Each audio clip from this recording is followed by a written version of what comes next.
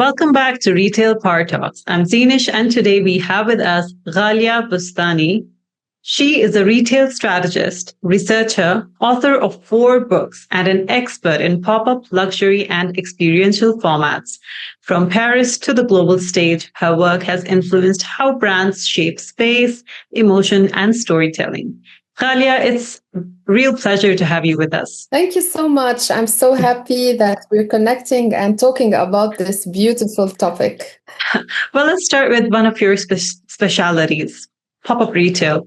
You've studied this model extensively.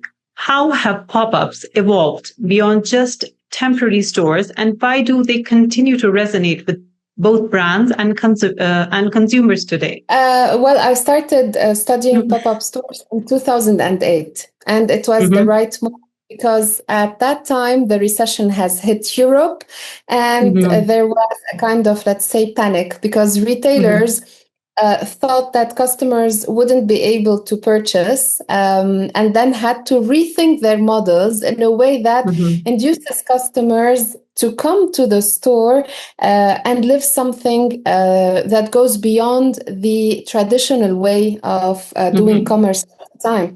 Knowing that the online model had also grown around 2008, it wasn't as mature as today, but it also paused a little bit in the sense that, like, okay, is it going to affect the entire retail experience? Are customers going again to the physical retail store? And this is when stores really emerged and started growing. At first, we have seen many brands experimenting with pop-up stores and these brands doing different kinds of pop-ups. But first, they were somehow directed towards something that is really going to affect the customers, push them into coming and visiting the store, creating that kind of store hunt. Right. And then this model grew eventually because it seemed that customers were attracted to it, and retailers found that there is a great opportunity into tackling into customers' emotions. So coming back to the question, how did it grow? Yes, it grew a lot since 2008, let's say, if we're pinpointing that day. Pop-up stores evolved a lot in the sense that it became a tool not only in addition to brand retail channels. It's a tool that is agile, that is unique in the sense that it could be modulated to either serve the brand as a distribution channels, communications channels, both. And through the pop-up stores, brands have also understood that they could complete their touch points all in all if they're working in an omni-channel context, in the sense that customers could start their experience with the pop-up and end it in a physical store, or start it online and end it in a pop-up store. So there you see that there are lots of opportunities that brands saw with pop-up stores, and it was heaven for customers because every time they were discovering a new face of the brand and a new experience, and this is only going to excite them and keep them wanting more. Well, yeah, pop-ups are, definitely no longer just about the short-term buzz, is it? So, not about the short-term pop. They are ephemeral naturally in their nature. However, we might think of them in a strategic way and therefore create a certain kind of frequency that keeps creating a momentum of customers wanting more. And then brands delivering and just in time retracting back before they get into the second pop-up store. And this is very interesting when we know how to work our pop-up stores within our entire brand's retail strategy, right? Yeah, that's very interesting. So you often talk about the emotional dimension of retail spaces. In a world increasingly driven by convenience, why is emotional storytelling still crucial in retail, and how can brands design for that? Emotional factors or variables are crucial today in retail because at the end of the day, if customers would invest in a retailer and a retail experience, there has to be some reason to do it. It's either because we like the brand, we respect it, or either fits in with our values, our philosophies, so on and so forth. So there should be that personal connection between myself and the brand when I do shop from them. Now, talking about this dimension in relation to the pop-up stores, we need to really contextualize that within the physical retail setup. This being said, when pop-up stores create something or a concept for that day and time and event, they would have to also create an atmosphere that goes hand in hand with that event. And this atmosphere has to influence in a way or another customers' emotions. Now, we know that in marketing, sensorial marketing has been the talk of the town for a long time, because retailers knew that there has to be some kind of manipulation of the retail atmosphere to influence customer emotions and behavior. So pop-up stores naturally respect the same rules, if you want to use the term, as any physical store, but they also know that they need to take the dimension beyond the mere sensorial variations. We're not just changing lights or putting a nice smell or a nice playlist in the background. It's really creating an atmosphere that allows the customer to become or to co-create their own experience and to become immersed in the time that they spend within that pop-up store, and the result of that engagement and immersion will be something beautiful. And by beautiful, the brand would seek some kind of financial benefit because the customer would buy in the store or somewhere else, or maybe say something beautiful or positive about the brand, or co-create or co-generate a type of content. User-generated content is really important. Just engage in a conversation with the brand, right? So we know now that atmospherics and storytelling are essential, if not crucial, to creating that kind of click during the pop-up store in order to just start that wave of emotional connection and hopefully be able to build on that later on. Yeah, definitely. That emotional layer is really what separates good experiences from unforgettable ones.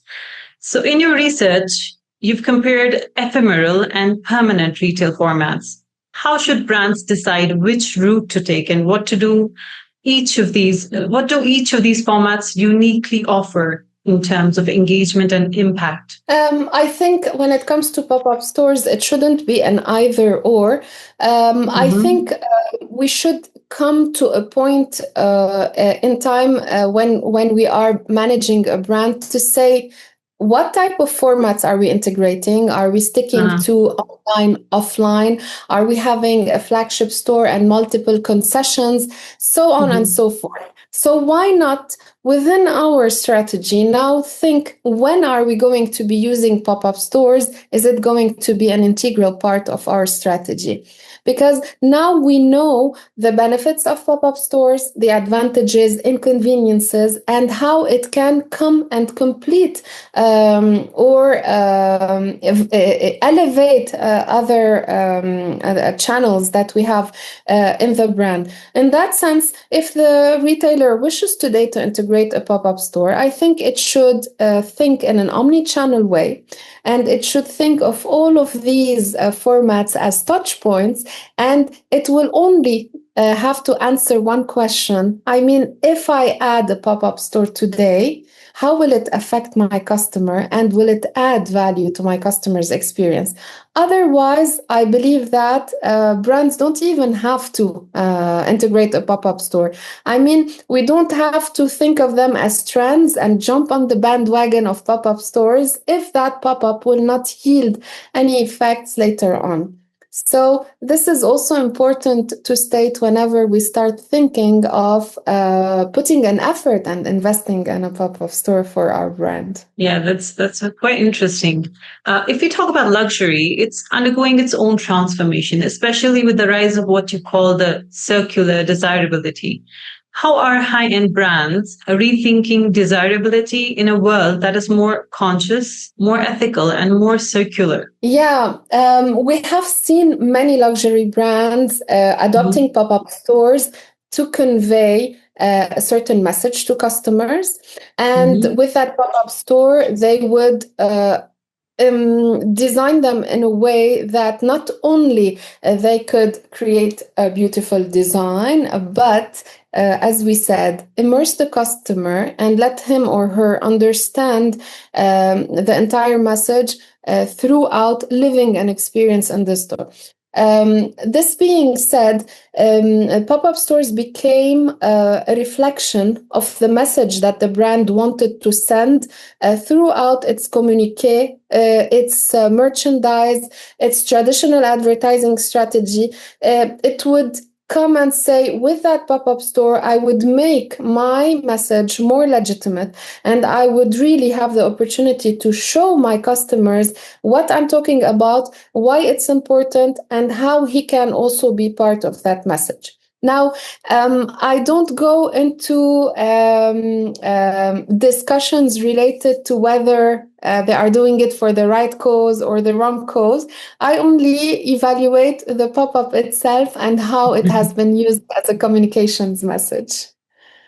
Yeah, well, so you've published and taught extensively on retail strategy. How do you bring your research into real world consulting work with brands? Is there often a gap between academic insight and industry application? I believe that yes, because this has been the major trigger that pushed me to develop my academic career further and my professional career further. In the sense that most of the times we read marketing books and we say like, wow, this is a great case study. Let me just take that case study and apply it for my brand. And we might come to a realization that it's not working for me. Yes, it's natural that it's not working for this brand or that brand because there might be many elements that are missing, therefore contextual, that we have had maybe omitted or not explained or taken for granted. And then another gap was related to the contextual aspect of brands and brand management, especially in luxury. For the past 20 or 30 years, most of the luxury brands, top luxury brands that we know of today, have created a certain model and imposed that model. And everyone thought that this is the only way to manage a luxury. And now we came to an understanding that in other continents, maybe the Indian or African or South American parts, brands cannot adopt the same business model in the same way because they cannot compare that brand's history to those being marketed and communicated in books. Okay, so this said, when I started working thoroughly on the idea of developing knowledge on pop-up stores, I always thought on how this knowledge can be used by retailers or retail professionals, in the sense that I always educate either my readers or my clients by telling them that this is the most ideal situation. This is the best combination that we can look at or ultimately have. However, let's look at what you have at your context and how we can meet things this way or in the best way possible. Unfortunately, in the consulting world, clients like bold statements, like they want a direct answer, and they are happier when you give them an answer, even if that answer is not always correct. However, I'm also militant. I'm also militant to always taking more time and educating the client and opening their eyes so that they understand that in every project related to pop-up stores, there are lots of benefits that we look for and we might have eventually. However, we need to be careful of the investments that have to be put in place and the operational aspects related to pop-up stores, because without those hidden elements, the pop-up wouldn't even happen and it definitely would not be a success. So I hope this answers a little bit the question.